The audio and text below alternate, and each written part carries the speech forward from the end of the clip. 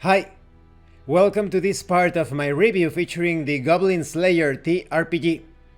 If you haven't seen the other parts of my review, featuring this role-playing game based on the popular fantasy series, please check out the playlist in the description below. This time we are going to take a look at the skills, spells, and attacks section of the character sheet. Let's start with skills.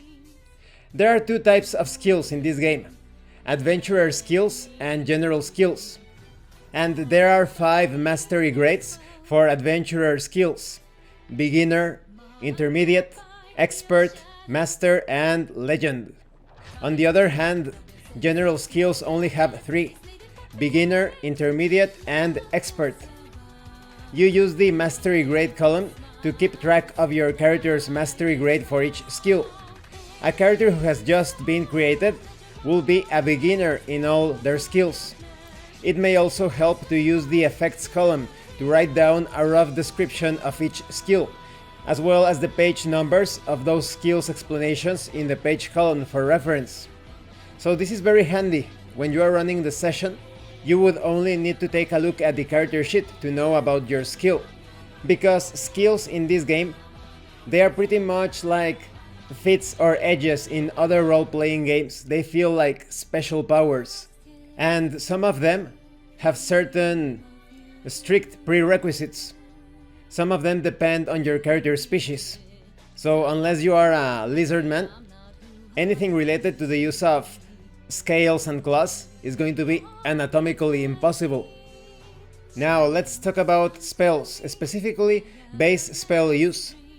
The base spell use score is whatever basic score is used for spell use checks when using words of true power spells, miracles, ancestral dragon arts, or spirit arts. Depending on the type of spell the character casts, you'll write a different basic score here: your intelligence focus for words of true power spells, and your psych focus for miracles, ancestral dragon arts, and spirit arts. And on the character sheet, next to class level, you write down your sorcerer level for words of true power spells, your priest level for miracles, your dragon priest level for ancestral dragon arts, and your shaman level for spirit arts. Next to skills and other things, you write down any bonuses from skills related to spell use, as well as any equipment-based bonuses or penalties to spell use. In the box labeled total, you write down the sum of all these things. Now when it comes to acquired spells, you use this section on the character sheet to keep track of all the spells the character has acquired. For each spell, refer to its data to fill in the spell system. It is also helpful to write down a rough description of the spell in the effects column, as well as the spell's page number in the page column for reference. Now when it comes to the attack section on your character sheet, you keep track of your character's base hit score along with any weapons they have equipped. When it comes to basic hit score, this is the basic score used for hit checks, which are made when performing melee or ranged attacks. A character's base hit score is their technique focus plus the level of the class using the weapon, plus any bonuses from skills and other sources.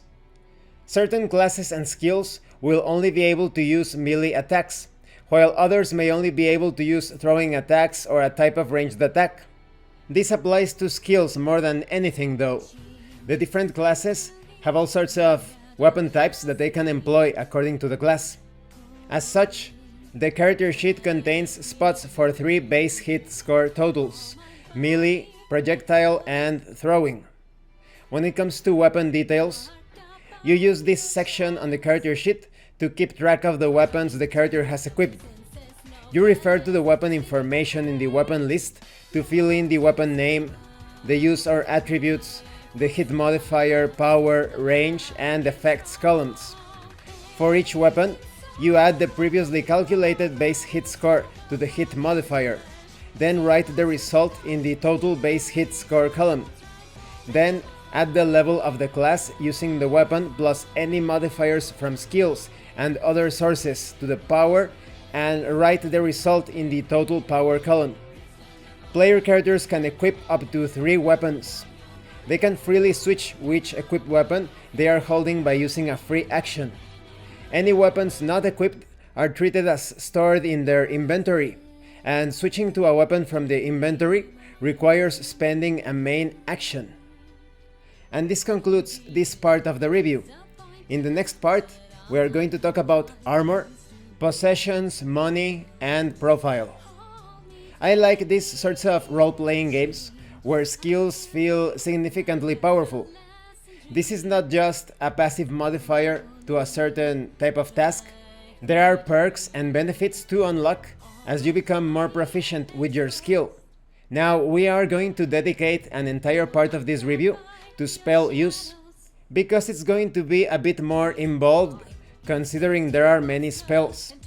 Now, when it comes to attacks, they are very simple, just like any other check in the game. You are rolling 2 6-sided dice, and you are adding at most, in most situations, perhaps 3 modifiers: your basic score, your class level, and your skills.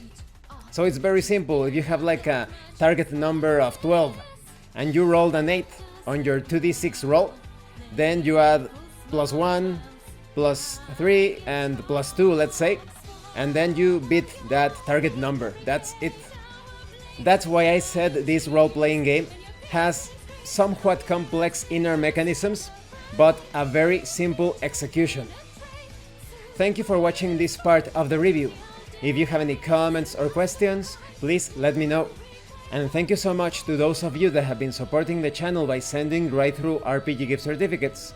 If anyone else wants to further support the channel, the information on how to do that will be in the description below. Once again, thank you, and see you later.